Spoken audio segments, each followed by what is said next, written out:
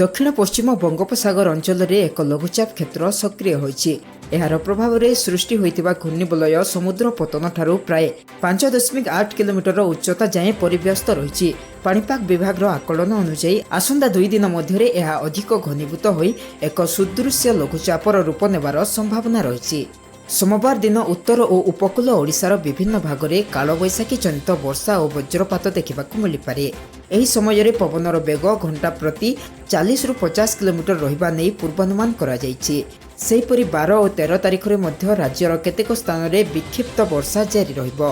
एही लघुचाप सृष्टि हेबा फलरे मौसमी वायु अग्रगति करिबा पई परिवेश अनुकूल हेबो। मे मासरे कालबैशाखीर प्रभाव बढ़िबा सह वज्रपात और प्रबल वर्षार आशंका रहिछि। ଏହା ସହ ସମୁଦ୍ର ଅଶାନ୍ତ ରହିବା ସହ ଉପକୂଳବର୍ତ୍ତୀ ଅଞ୍ଚଳରେ ପବନର ବେଗ ବୃଦ୍ଧି ପାଇପାରେ। ବର୍ଷା ସତ୍ତ୍ୱେ କେତେକ ସ୍ଥାନରେ ଗୁଳୁଗୁଳି ଜାରି ରହିବାର ସମ୍ଭାବନା ଅଛି।